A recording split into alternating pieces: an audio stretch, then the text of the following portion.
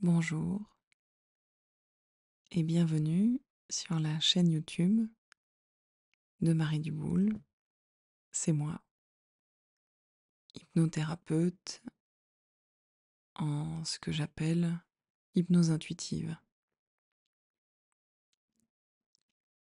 Vous pouvez, si vous préférez le confort d'une lecture assurément non interrompue par des processus publicitaires, passer par mon site où je vends ces petites lectures à 1 franc seulement, soit 1 franc symbolique pour permettre à chacun de vivre une expérience plus agréable chez soi. Ces lectures sont pour moi un peu comme des hypnoses. C'est un temps durant lequel je vous invite à vous installer, qui dirait, confortablement, convenablement, pour pouvoir accueillir une parole bénéfique, une parole que votre inconscient peut recevoir avec l'espace et la disponibilité nécessaire afin d'en faire ce qui a besoin d'être fait. C'est pourquoi je vous propose aujourd'hui la lecture du premier chapitre d'un livre important. Et il se peut que certains livres soient plus importants que d'autres dans l'histoire de la littérature et de l'inconscient humain. Et ce livre, c'est Siddhartha de Hermann Hesse. Ainsi, où que vous soyez,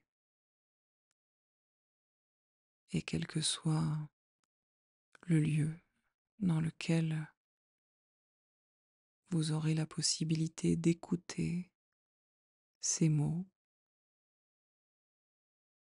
je vous propose, avant toute chose,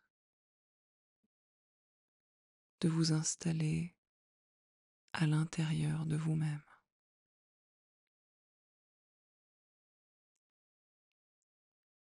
Prenez une bonne respiration.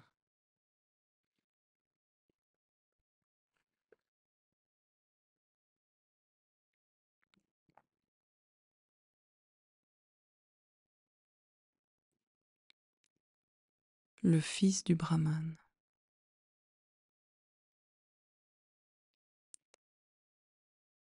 Siddhartha, le bel enfant du Brahman, le jeune faucon, grandit en compagnie de son ami Govinda, fils lui aussi d'un Brahman, à l'ombre de la maison et du figuier, sur la rive ensoleillée du fleuve, auprès des bateaux, dans la verdure de la forêt de Salles.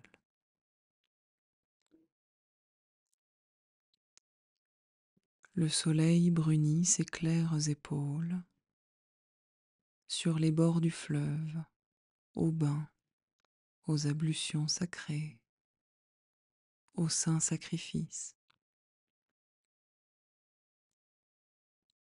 De sombres lueurs flottaient dans ses yeux noirs quand, dans les bois de manguier, il jouait avec les garçons, quand sa mère chantait, quand se faisaient les saints sacrifices, pendant que les leçons que lui donnait son père, le savant, ou quand il écoutait la conversation des sages.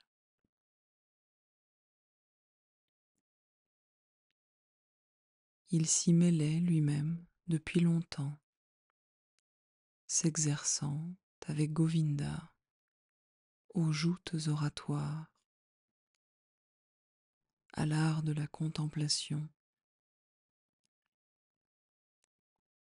et à la pratique de la méditation. Il savait déjà prononcer sans bruit la parole mystérieuse Om. Il savait la dire silencieusement en lui-même, par aspiration,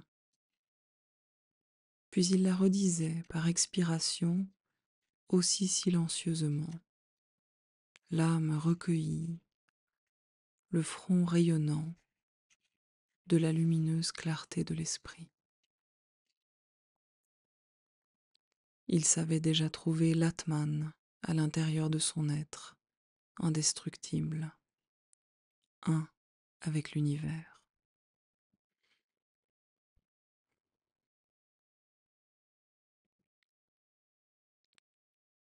Le cœur de son père tressaillait de joie à la pensée d'avoir un fils si docile, si studieux, qu'il se représentait déjà sous l'aspect d'un grand sage, d'un prêtre, d'un prince parmi les brahmanes. Le sein de sa mère frémissait de ravissement, rien qu'à regarder marcher, s'asseoir, se lever, son Siddhartha, si fort, si beau, avec ses jambes fines et sa grâce parfaite, quand il la saluait. L'amour agitait le cœur des jeunes filles des brahmanes, quand Siddhartha passait dans les rues de la ville, le corps élancé, le front rayonnant, le regard brillant d'une fierté royale.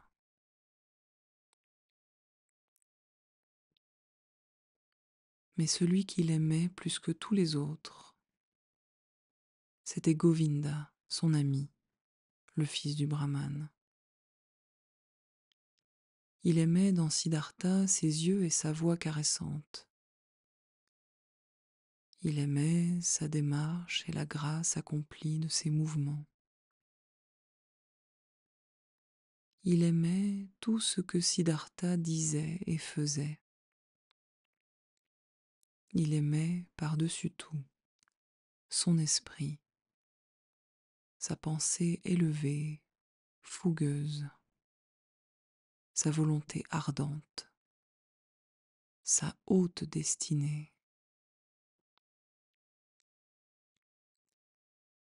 Govinda se disait, ce n'est pas lui qui sera jamais un vulgaire brahmane, un sacrificateur paresseux, un cupide trafiquant de formules magiques, un vaniteux et sot phraseur, un prêtre astucieux et méchant.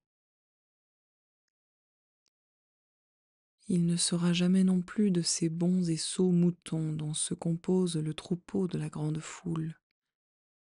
Et lui non plus, Govinda, ne voulait pas en être un. Il ne voulait pas être un brahmane comme il y en avait des milliers. Il voulait suivre Siddhartha, qu'il aimait, le magnifique Siddhartha. Et quand un jour Siddhartha deviendrait un dieu, quand il irait rejoindre les divinités rayonnantes, Govinda le suivrait. Il serait son ami, son compagnon, son serviteur, son porte-glaive, son ombre. Et c'est ainsi que tous aimaient Siddhartha. Il était la joie de tous, le plaisir de tous. Mais lui ne trouvait en lui-même aucune joie, aucun plaisir. Qu'il se promena par les sentiers fleuris du jardin aux figuiers, qu'il restât assis à l'ombre du bocage de la méditation, qu'il alla se purifier chaque jour au bain expiatoire, qu'il sacrifia à la divinité dans la sombre forêt des manguiers, lui, dont les gestes étaient toute harmonie, que tous aimaient et qui était la joie de tous. Il ne portait aucune joie au fond de son cœur. Les eaux du fleuve dans leur cours lui apportaient des rêves et des pensées sans fin. Les étoiles dans leur scintillement, les rayons du soleil dans leur ardeur dévorante, la fumée des sacrifices, le souffle mystérieux qui passait dans les vers du Rig Veda, la science distillée par les vieux brahmanes. Toutes ces choses peuplaient son esprit et répandaient l'inquiétude dans son âme.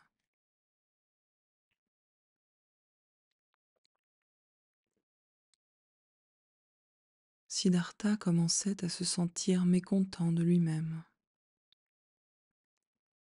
Il commençait à s'apercevoir que l'amour de son père, l'amour de sa mère et même l'attachement de son ami Govinda ne ferait pas son bonheur, ne le calmerait pas, ne le rassasierait pas. En un mot, ne lui suffirait pas toujours, ne lui suffirait jamais. Il commençait à se douter que son vénérable père et ses autres maîtres, les sages brahmanes, lui avaient déjà communiqué la plus grande partie et le meilleur de leur sagesse, qu'ils avaient déjà versé dans son âme et dans son esprit tout le contenu des leurs, sans pouvoir les remplir. L'esprit n'était pas satisfait, l'âme n'était pas sereine et le cœur n'était point tranquille.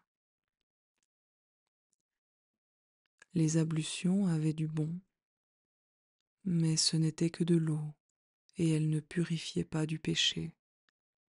Elles n'étanchaient pas la soif de l'esprit. Elles ne guérissaient pas les angoisses du cœur. Les sacrifices étaient excellents et l'évocation des dieux, mais était-ce là tout? Les sacrifices donnaient-ils le bonheur? Et les dieux, que pouvaient-ils attendre des dieux? Le créateur du monde était-ce vraiment Prajapati? N'était-ce pas plutôt l'Atman, lui l'unique, le seul? Les dieux n'étaient-ils point des êtres comme toi et moi, tributaires du temps et périssables? Était-il bien, était-il juste de leur sacrifier? Était-ce vraiment un acte important, l'acte le plus noble, le plus méritoire? À qui donc sacrifier encore? À qui fallait-il exprimer sa vénération, sinon à lui, l'unique, l'Atman? Et où habitait l'Atman? Où le trouver? Où battait donc son cœur éternel? Où? Sinon dans notre propre moi, dans notre intérieur, dans ce réduit indestructible que chacun porte en soi. Mais où était ce moi? Où était cet intérieur? Ce dernier, ce n'était ni la chair, ni les os, ce n'était pas la pensée, ce n'était pas non plus la conscience. Qu'était-ce donc alors? pour pénétrer jusqu'au moi, jusqu'à l'Atman. Y avait-il un autre chemin qu'il valut la peine de chercher? Hélas, personne pour le montrer, ce chemin. Personne ne le savait, ni le père, ni les maîtres, ni les sages, ni les 5 antiques du sacrifice. Ils savaient tout, ces brahmanes et leurs livres sacrés, tout. Ils s'étaient occupés de tout et du reste, de la création du monde, des origines du langage, des aliments, de la façon d'aspirer et d'expirer, de l'ordre des sens, des actions des dieux. Ils savaient une infinité de choses, mais que valait tout ce savoir quand on ignore la seule chose qui importe le plus au monde? Sans doute il y avait des livres sacrés, entre autres, dans l'Upanishad de Samaveda, des vers magnifiques qui parlaient de cet être intérieur et de ce moi. Il y était dit: ton âme est tout l'univers. Et plus loin, l'homme qui dort d'un profond sommeil retourne à son intérieur et habite dans l'Atman. Il y avait dans ces poèmes une sagesse merveilleuse. Tout le savoir des plus sages se trouvait là en paroles magiques, pures comme le miel des abeilles. Non, certes, elle n'était pas à dédaigner cette énorme accumulation de connaissances que d'innombrables générations de sages brahmanes avaient produites et qu'on conservait précieusement. Mais où étaient-ils ces brahmanes, ces prêtres? Où étaient-ils ces sages ou ces pénitents qui avaient pu non seulement savoir, mais vivre tout ce qu'ils savaient?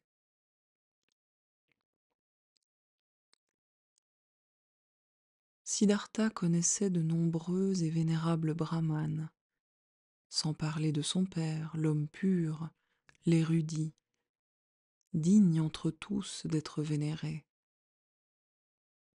On l'admirait, ce père, au maintien digne et silencieux, à la vie pure, à la parole pleine de sagesse, et sous le front duquel n'habitaient que des pensées délicates et élevées. Mais lui aussi, qui savait tant de choses, vivait-il dans le bonheur?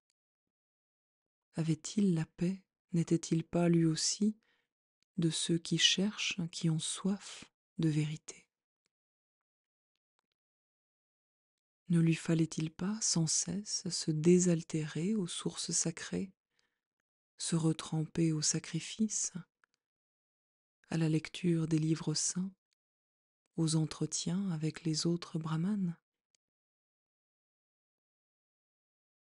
Pourquoi lui, l'homme sans reproche, se croyait-il obligé de se purifier chaque jour de ses fautes, par les ablutions et toujours de nouveau?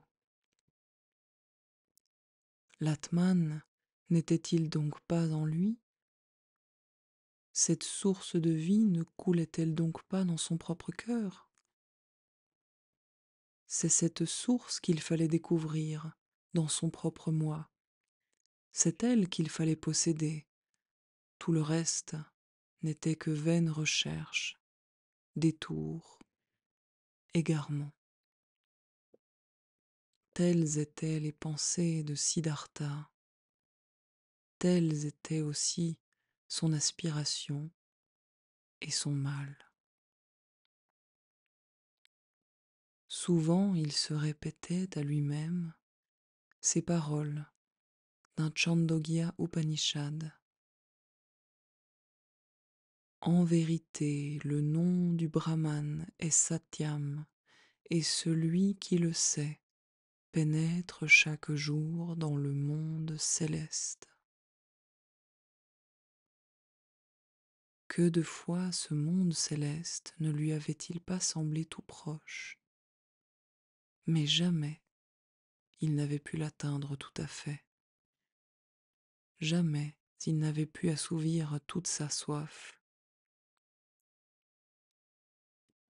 Et parmi tous les sages qu'il connaissait, même les plus sages, et dont il recevait les enseignements, il n'en était pas un non plus qui l'eût atteint tout à fait, ce monde céleste, pas un qui l'eût assouvi tout entière, cette soif sans fin.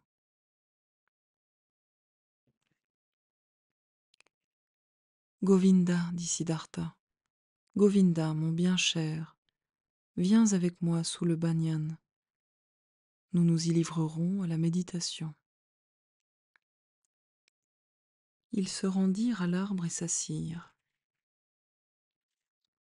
Siddhartha au pied et Govinda à 20 pas plus loin.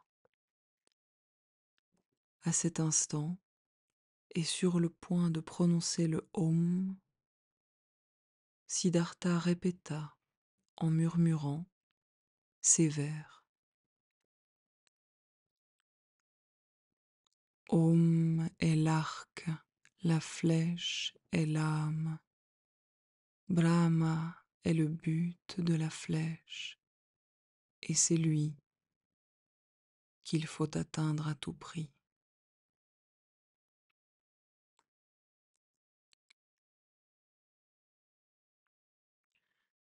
Lorsque le temps nécessaire à cet exercice de méditation fut écoulé, Govinda se leva.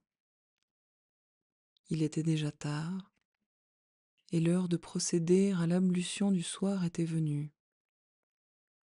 Il appela Siddhartha par son nom. Siddhartha ne répondit pas. Siddhartha était encore abîmé dans sa méditation. Ses yeux regardaient fixement devant eux, vers un but très lointain. Le bout de sa langue sortait légèrement entre ses dents. Il semblait ne plus respirer. Il restait assis dans cette attitude de profonde méditation, tout à Om, l'âme lancée, comme la flèche, vers Brahma.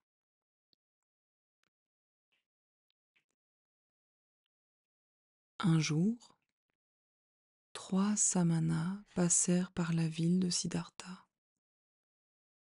C'étaient des hommes maigres, épuisés par les privations, des ascètes en pèlerinage, auxquels on ne pouvait donner aucun âge. Ils avaient les épaules couvertes de sang, de poussière. Leur corps était presque nu et brûlé par le soleil.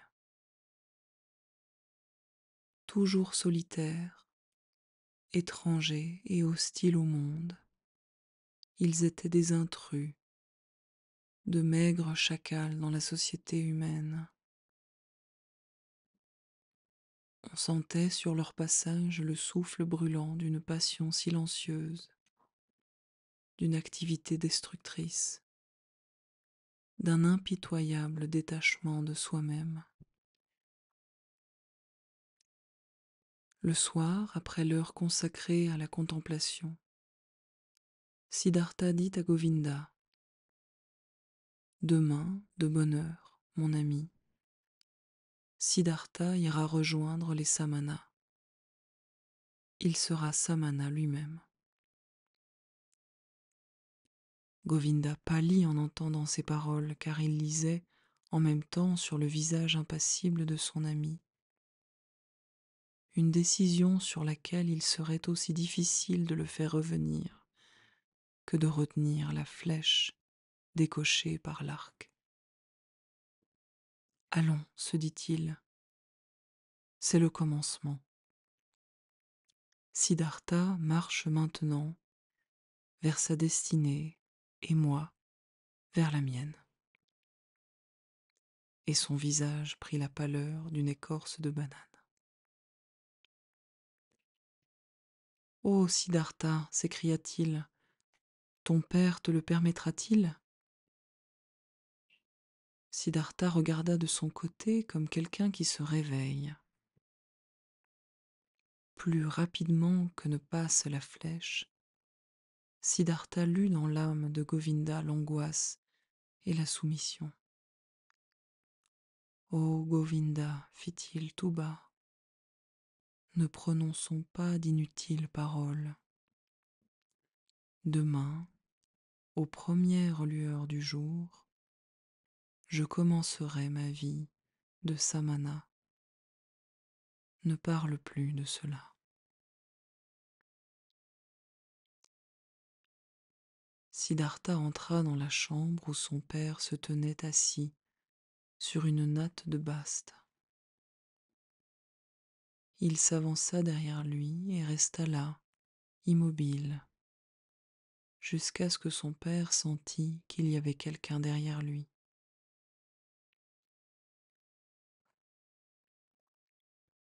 Le brahmane dit alors: Est-ce toi, Siddhartha? Dis ce que tu es venu me dire. Siddhartha répondit: Si tu le permets, père, je suis venu pour te dire que je désire quitter la maison demain pour aller rejoindre les ascètes. Je veux être samana. Puisse mon père ne pas s'opposer à mon désir.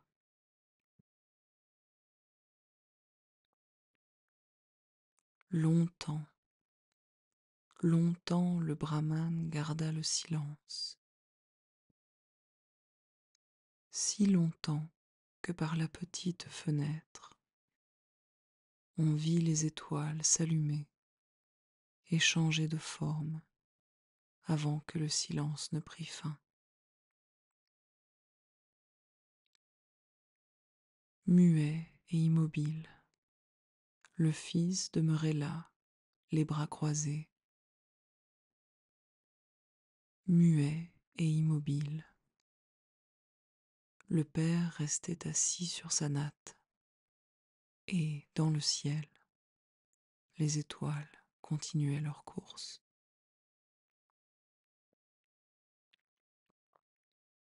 Enfin, le père éleva la voix.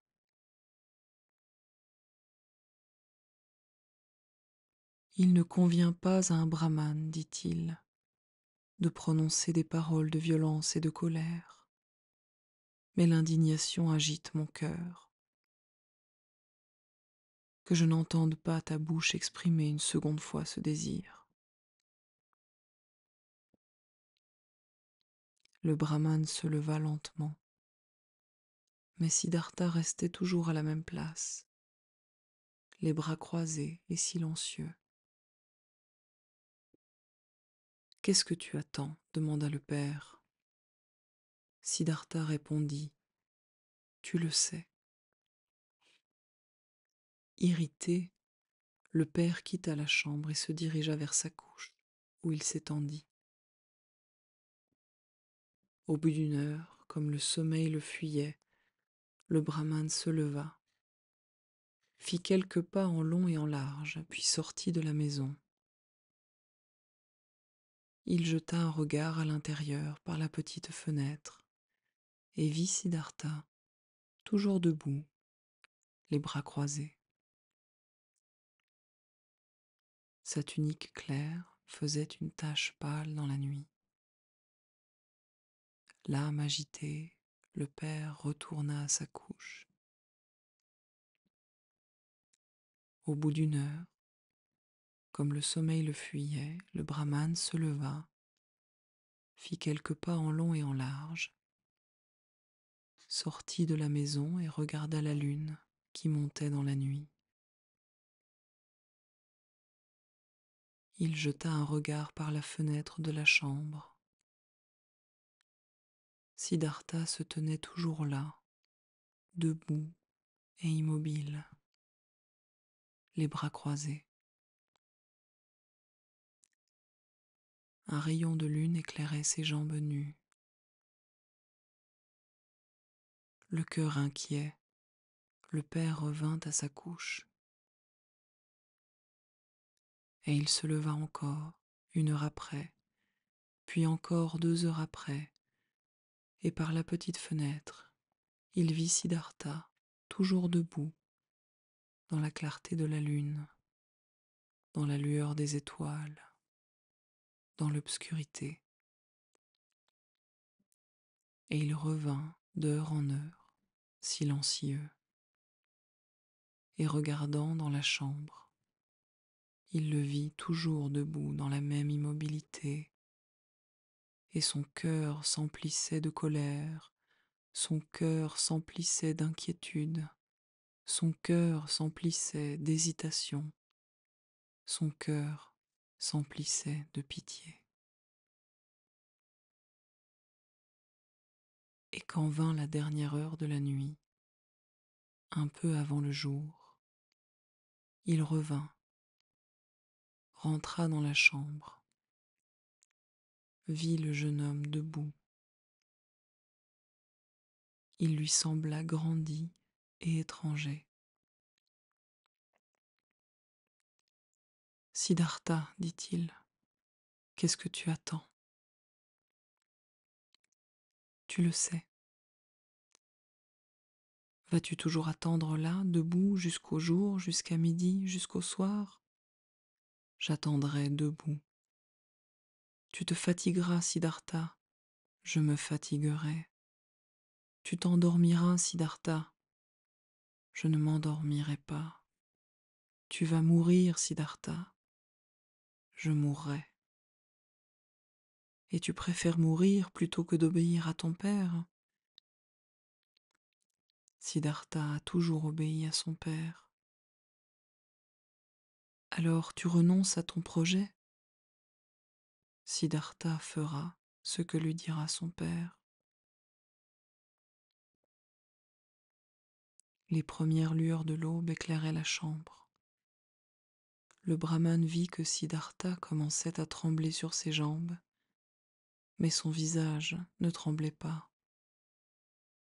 Son regard demeurait perdu dans le lointain.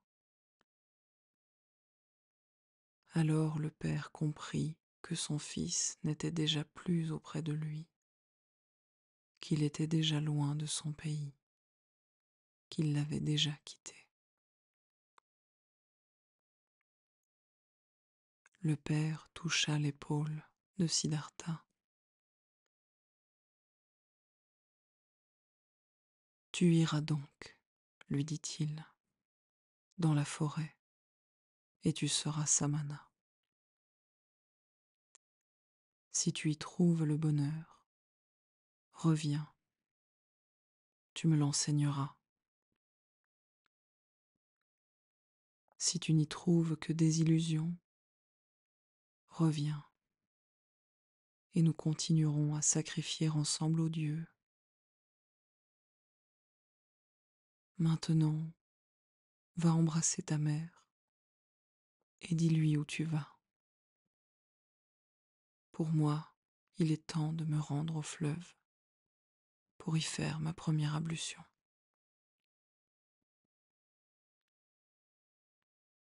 Il retira sa main de l'épaule de son fils et sortit. Siddhartha chancela lorsqu'il essaya de se mouvoir, mais il força ses membres à obéir, s'inclina devant son père et alla trouver sa mère pour faire ce que son père lui avait dit.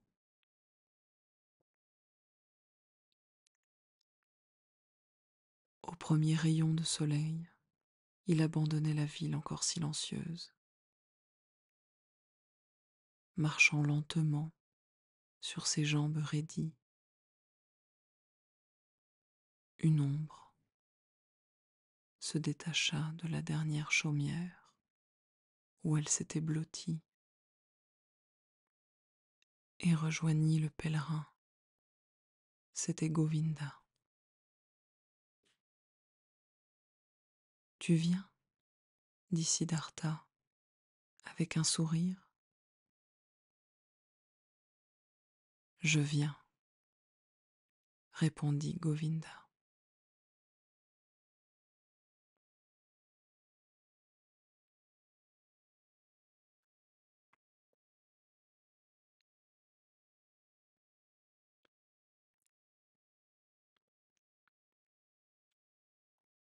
Lorsque le moment sera venu,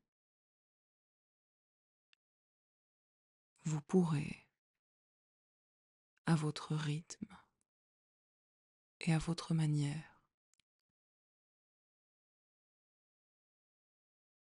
vous laisser revenir vers un état plus ordinaire ou bien vous laisser complètement plonger dans le sommeil.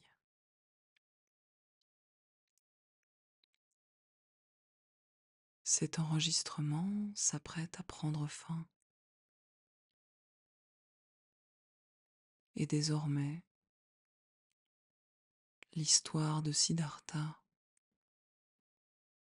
continue de vivre dans votre inconscient.